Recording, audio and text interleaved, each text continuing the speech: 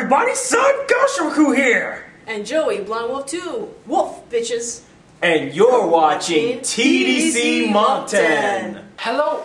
Another episode of Cooking with Nick, but it might be a rehash of what I've done in the past because I'm not going to do anything new experimentally. But I am going to be cooking Angus beef. I decided that I wanted some fresh steak tonight, so I'm going to be making myself that. So you'll need special ingredients, not many. Salt, pepper, onion, salt, and ginger, because I always add these in my mashed potatoes. But I'm going to do them whipped, and I'm going to be adding one extra ingredient, a sweet potato, to the potatoes to actually make them a little bit more wholesome in regards to higher fiber content, and also change the taste a bit around. And as for the veggies to go along with the actual steak, well, we're going to be treating a green pepper, an onion, and leftover red cabbage. I still have enough to actually add into the mix, to some sauteed balsamic vinegar treatment, and it actually comes out quite nice. So get your ingredients together, and you probably won't see me prepare these because there's no point. Actually, to hell with it. I feel in a cooking mood tonight, so you'll have me along while I'm cooking, and we can discuss other things apart from real life dramas and whatnot. But anyways, get your ingredients together. Time to cook. We're back to the cutting board, and we'll have to rinse this a little while.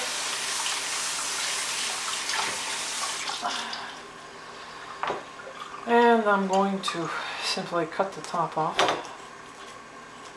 because it's a little bit bruised, and I don't like having bruised red and green peppers.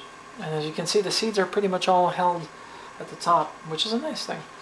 Normally, if this wasn't bruised, I'd be using pretty much all of it, but it's soft. The texture's off, and I'm about to lose it, so I'm going to not feel bad about it in any way, shape, or form. So, make sure you have no seeds in your pepper. The reason why is because seeds, these type of pepper seeds aren't hot, but they do give an acrid taste when you bite into them. Not as pleasant as what you would like.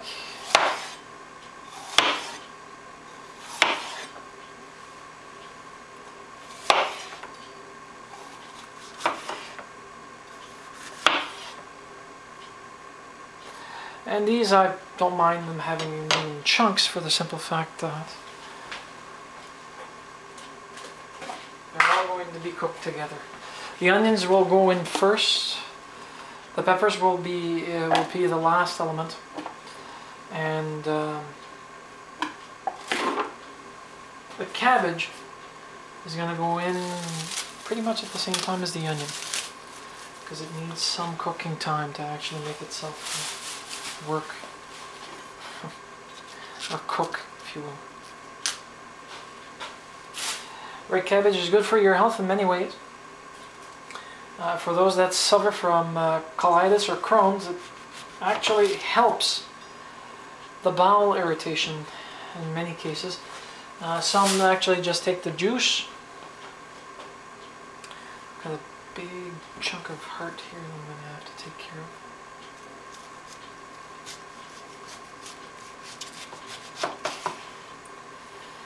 And because I'm going to cook this as is, I'm going to slice it so that at the very least it'll cook.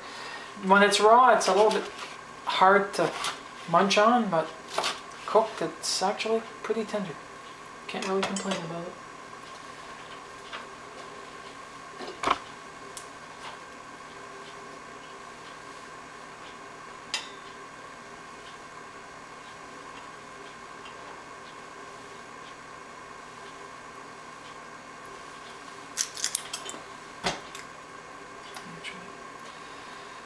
For my potatoes.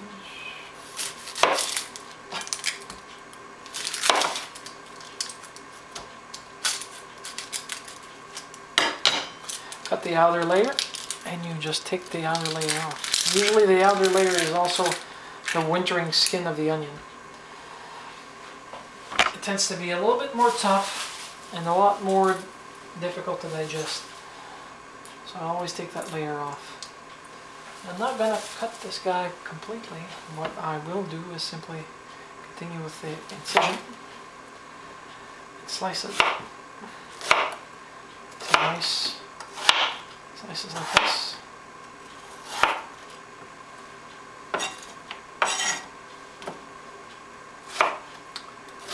And I'm going to saute these, well, saute, I shouldn't say saute, I'm going to try to caramelize the onions without taking too much time.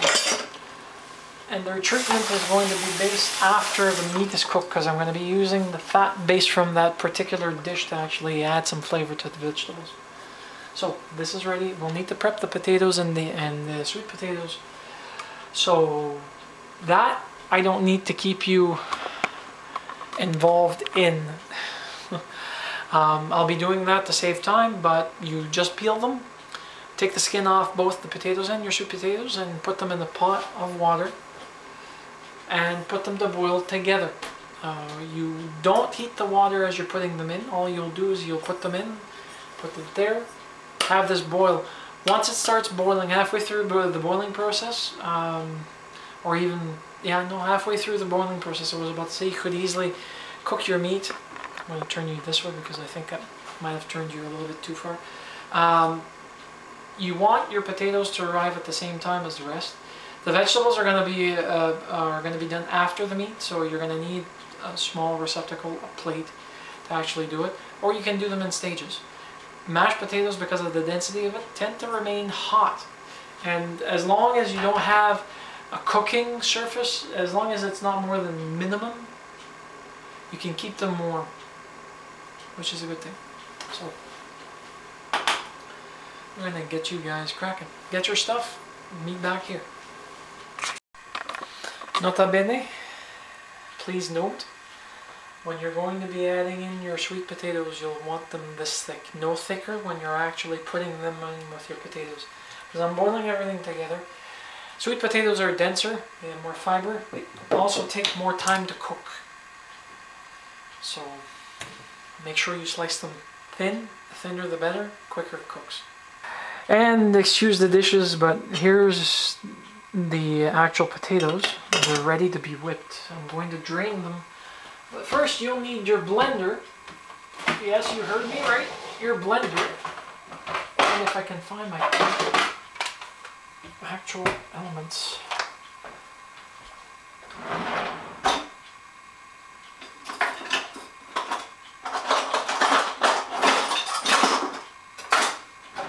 You'll need your blender because you're going to be making whipped potatoes.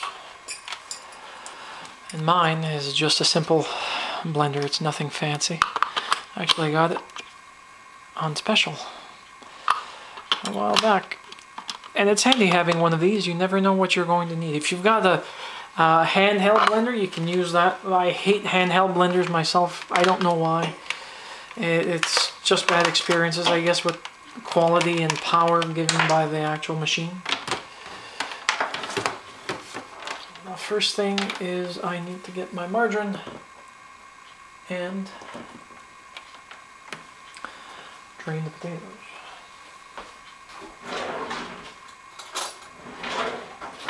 Now, because I'm lactose intolerant, I don't use butter. Otherwise, I'd be using butter. Low salted butter, actually, is much better than most.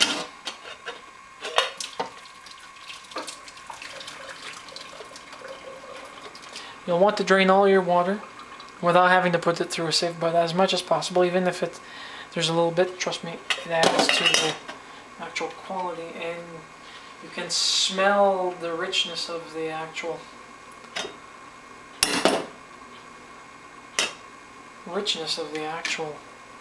meal. Now you'll need salt and pepper.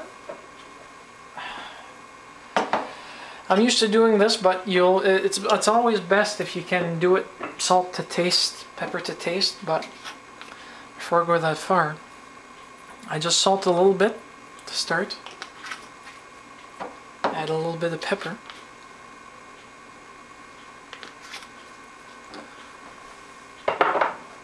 And then add a little bit of ginger.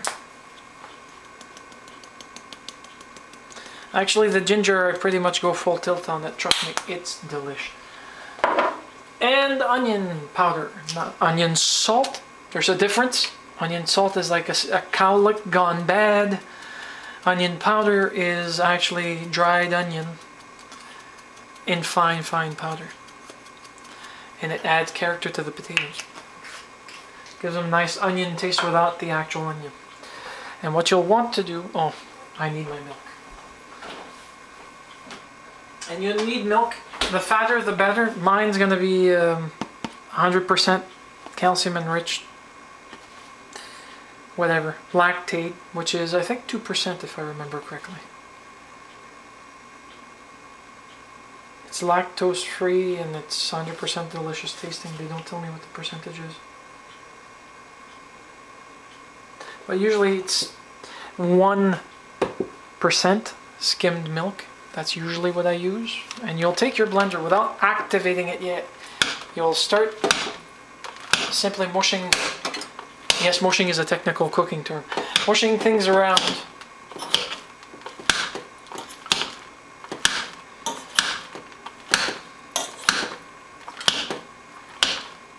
So you can have less solid chunks. And now you'll open it to the lowest setting. And you go around, similar to mixing ingredients in a bowl.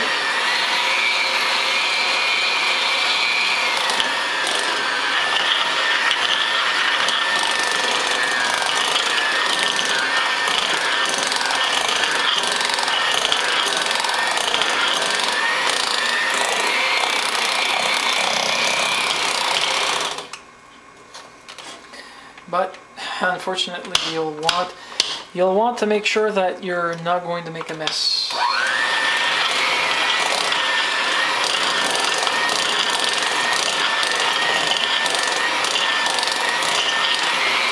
Now, I haven't even added the milk yet. This is where the fun part comes in. The milk adds a little bit extra level of texture to the mix. That's only as much as I need.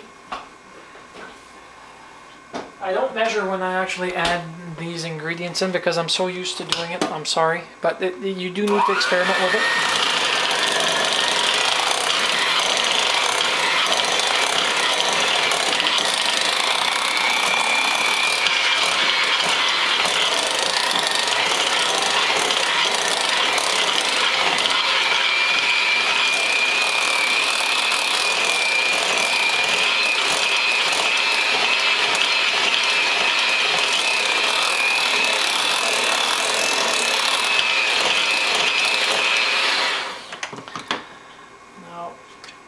If everything is done properly, it's going to be a little bit more soupy than I'm used to because the potato itself is different.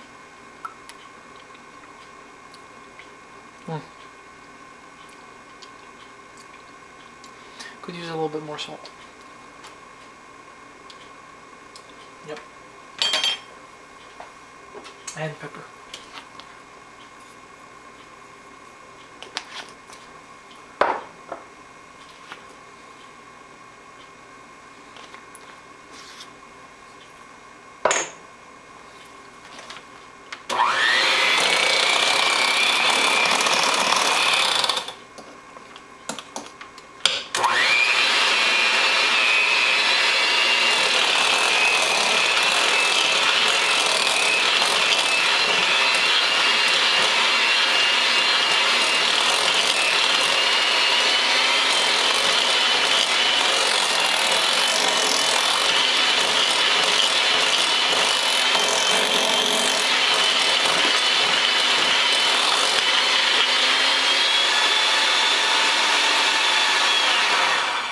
There we go.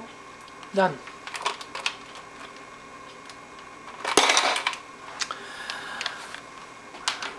finished with this. The only thing I need to do now is cover it.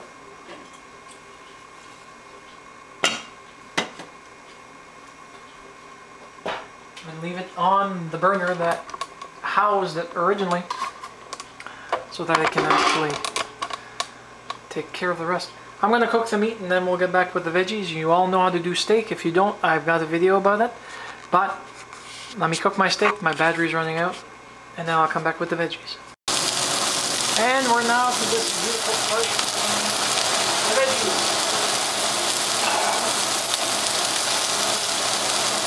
A little bit of water to brown them.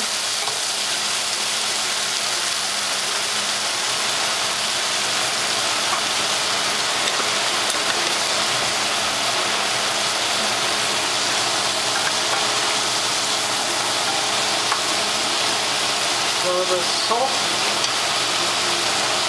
to soften them up.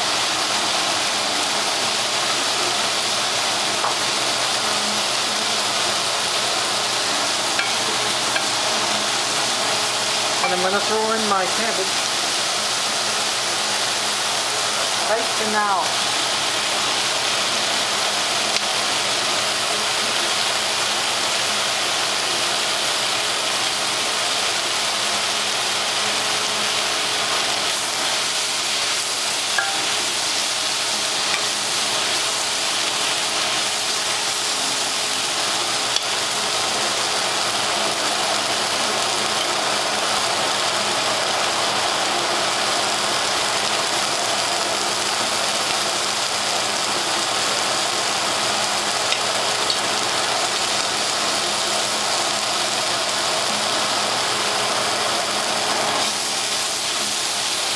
Add a little bit more water.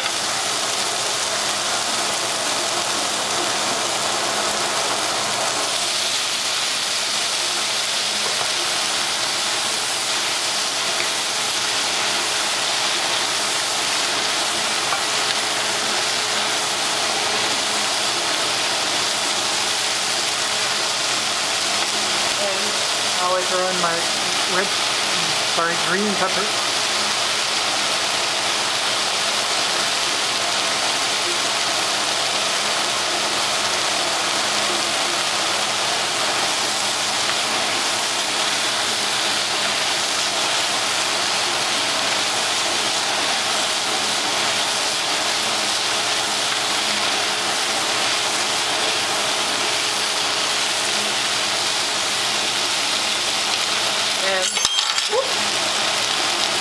Now I add in my balsamic vinegar.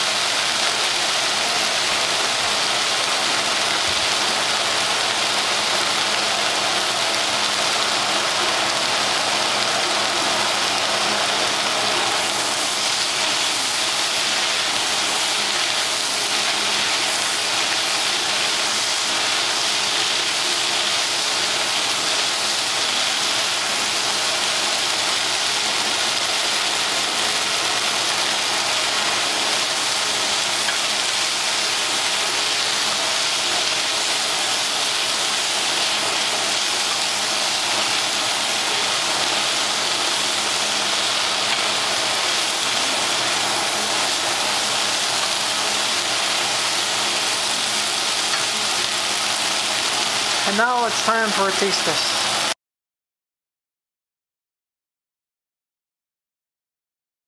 And here we've got the finished result. Sweet potato and red island potatoes whipped. Sauteed vegetables, well, sauteed vegetables, I wouldn't say sauteed, more like par-steamed vegetables and balsamic. And the actual steak underneath. Let's give it a taste test, shall we, and see if it's actually edible. Bon appetit.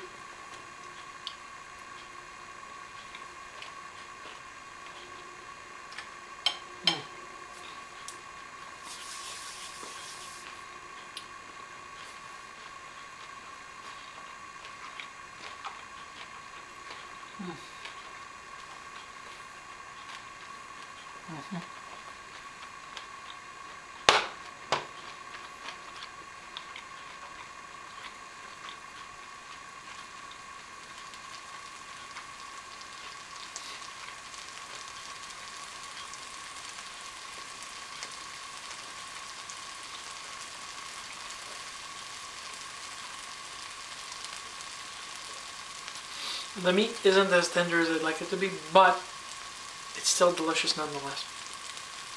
A nice winter repast. I hope they have fun doing this with families and friends. It comes out deliciously. Anyways, from Nick, cooking with Jan. Have a nice one.